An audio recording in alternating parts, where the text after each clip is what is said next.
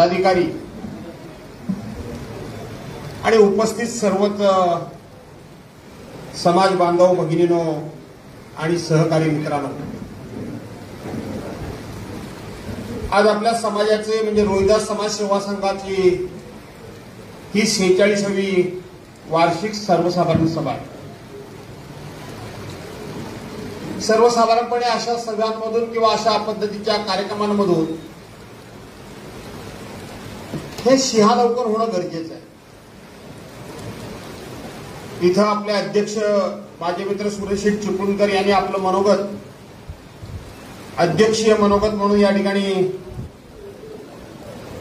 जे लिखित स्वरूपामध्ये आपल्या सर्वांच्या समोर ठेवलेलं आहे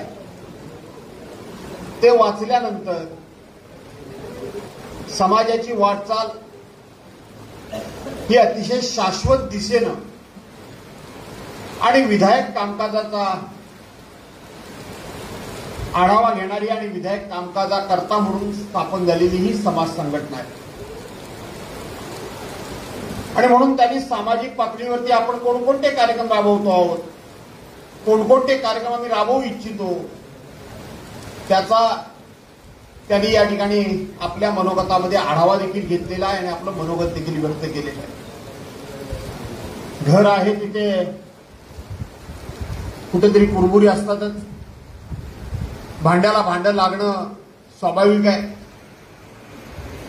परंतु त्यांनी सांगितलं की सामाजिक पातळीवर कुठे जर का तंटे पाखडे असतील, कुठे काही जर मतभेद असतील, कुठे वादविवाद असतील तर पोलीस स्टेशनला जाऊन, वकिलांच्याकडे जाऊन, कोर्ट कचेऱ्या करून आपला वेळही वाया घालवणं, आपले स्वतःचे कष्टाचे 4 पैसे हे पैसे सुद्धा हे त्या वादाकरता किंवा त्या तंट्या बकेडे करता म्हणून खर्च करणं, त्याच्याऐवजी याच ठिकाणी समाजाच्या या हॉलमध्ये, समाजाच्या या सभागृहामध्ये आपण इथे यावं, एकत्र बसावं, आपले कैफियत मांडावी आणि घरचे मतभेद घरच्या घरी मिटावेत, अशा प्रकारची भावना त्यांनी या ठिकाणी व्यक्त केली। आणि हेच करत असताना समाजामध्ये आज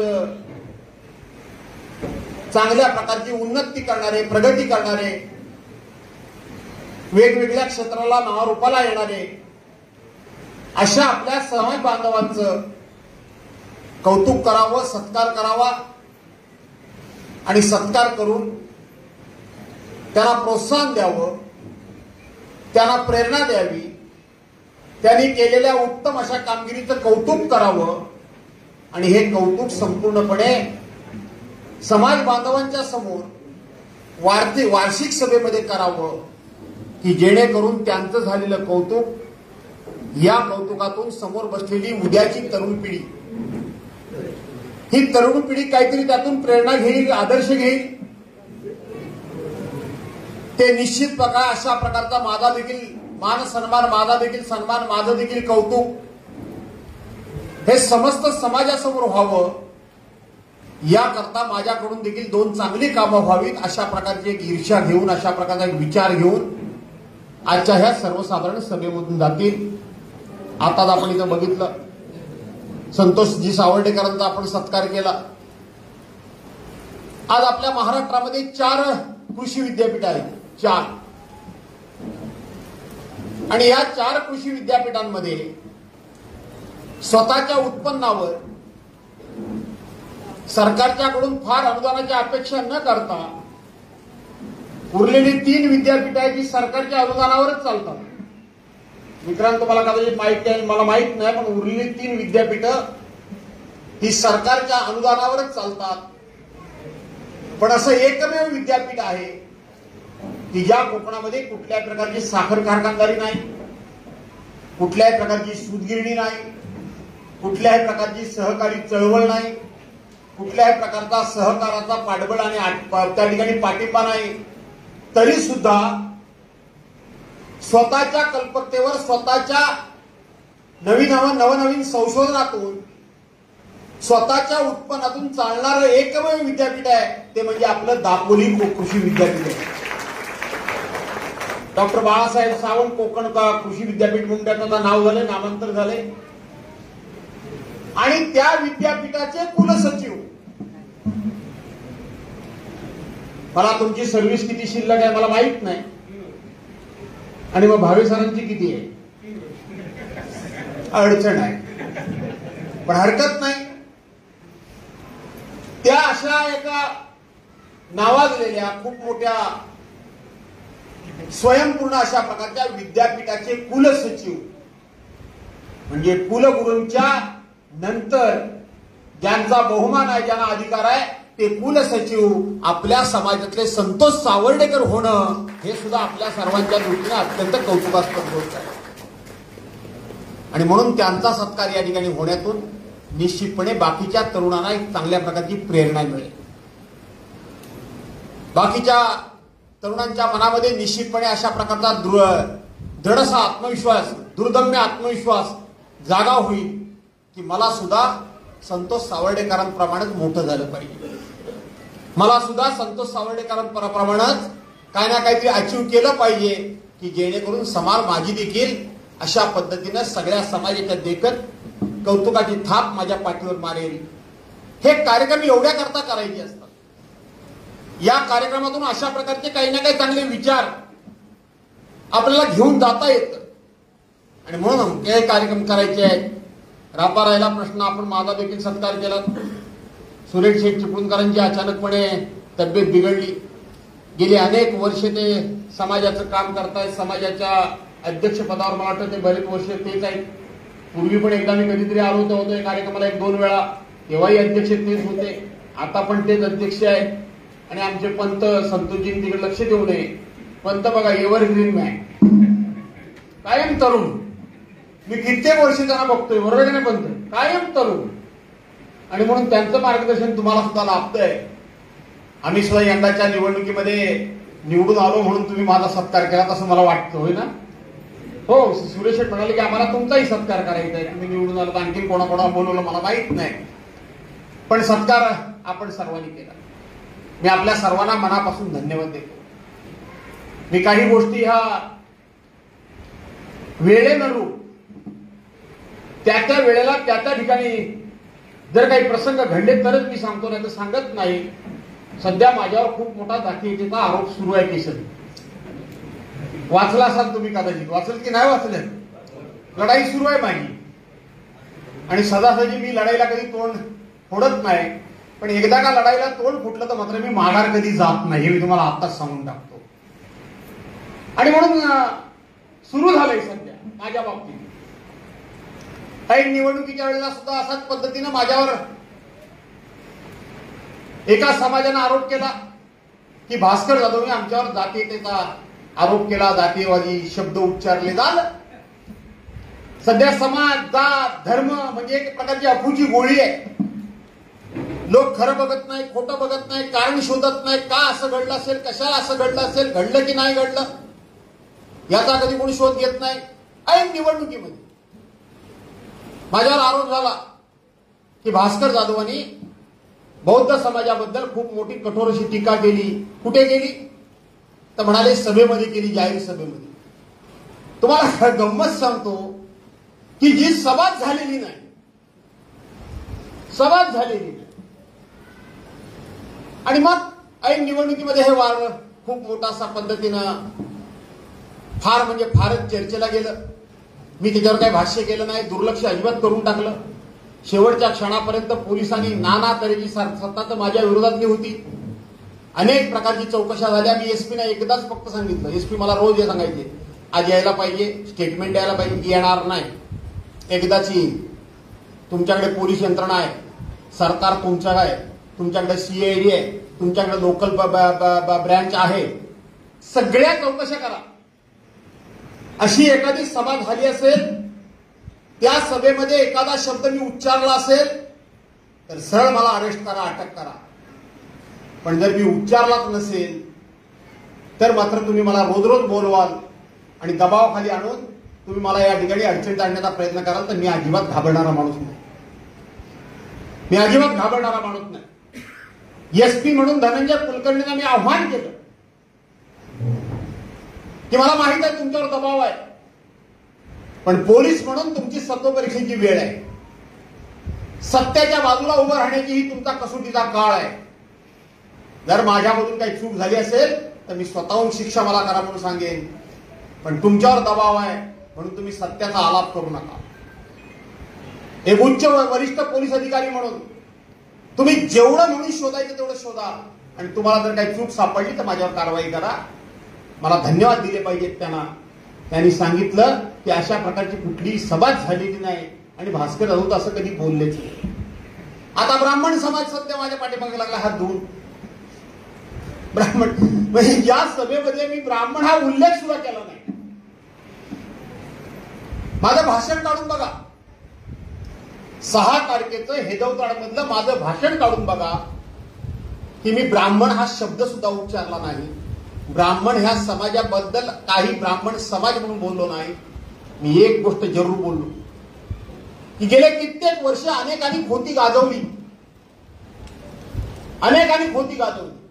आणि खोतीच्या नावाखाली सर्वसामान्य समाजाला वेठीस धरण्याचं काम हे ज्या खोतांनी केलं त्या खोतांची खोती संपवण्याचं काम भास्कर जाधवनी केलं, हे मी स्पष्टपणे बोलतो. आज हा विषय एवढ्या करता मी इथे घेतो, मी घेतला नव्हता, घेणारी नाही पुढं, पण इथं का घेतला त्याच्या पाठीमागची पार्श्वभूमी आहे. माझ्या गावातला माणूस इथं कोण आलेला दिसत नाही. आलेत त्या कोण? दिसत तरी नाहीये. कोण आहे? काय नाव तुमचं? कोणाचं इथे? वडिलांचं नाव काय? हा, दाजी वडिलांचं. तुमच्याच घराण्याचा किस्सा सांगायला मी इथं उभा आहे.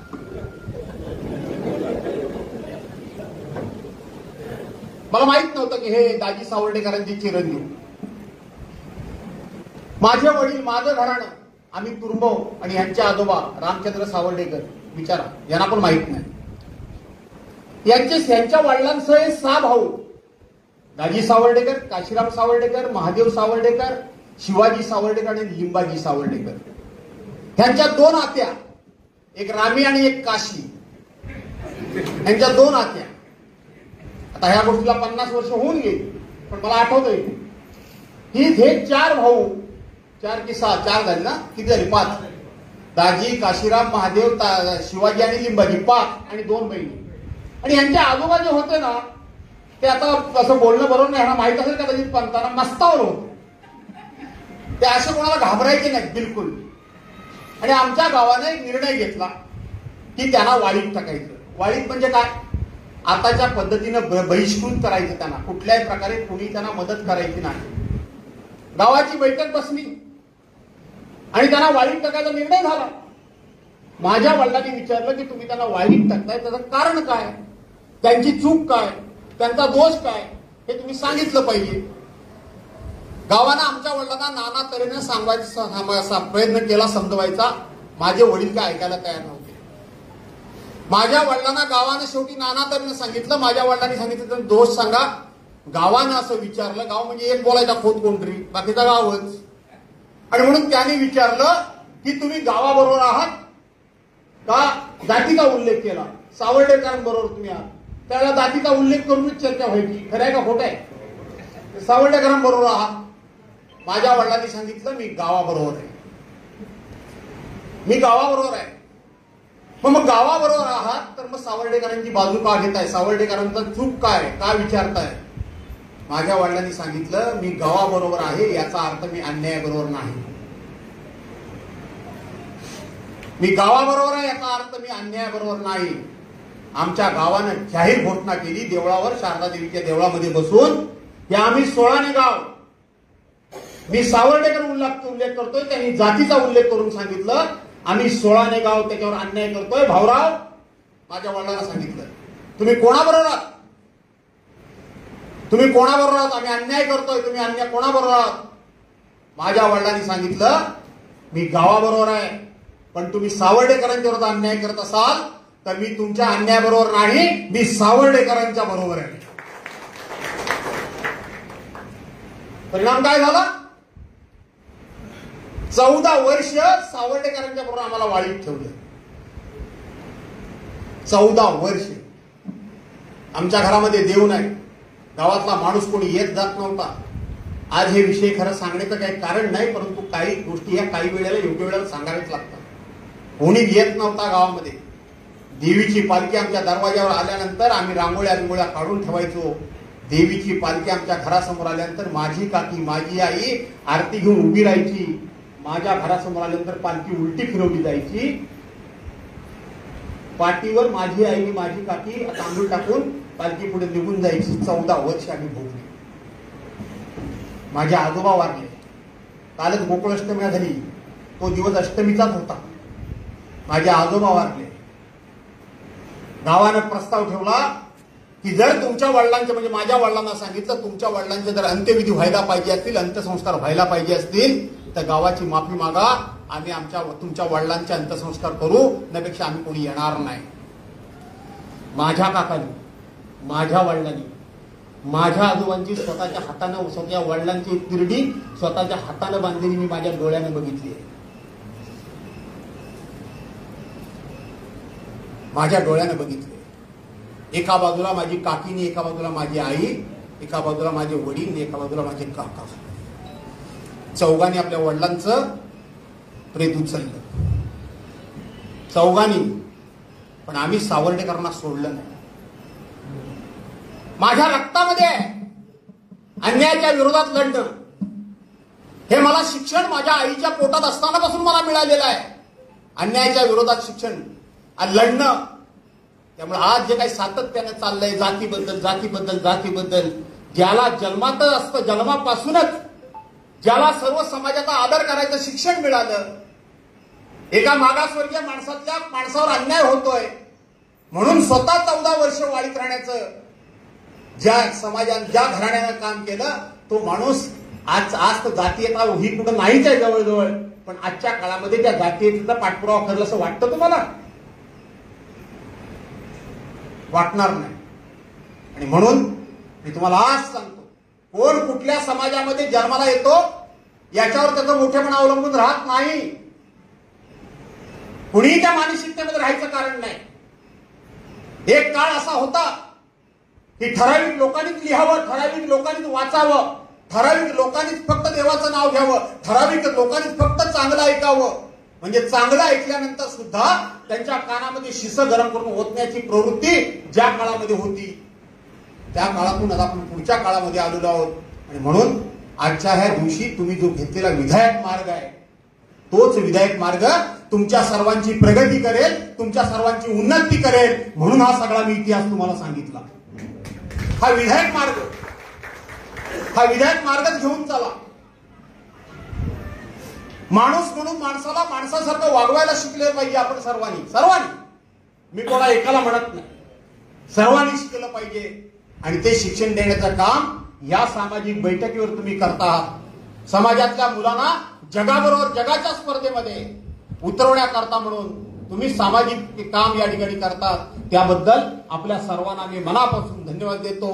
आणि एका चांगल्या कार्यक्रमामध्ये आपण सर्वांनी आम्हाला बोलावून आमचा जो मान सन्मान केला, आदर सत्कार केला, त्याबद्दल आपल्या सर्वांना मनापासून धन्यवाद देतो. आणि अध्यक्षांना पण धन्यवाद देतो. मला वाटलं होतं तासभर माझी काही सुटका होणार नाही, पण चांगले अध्यक्ष आहे. सुरेश शेटला लवकरच बरं वाटो.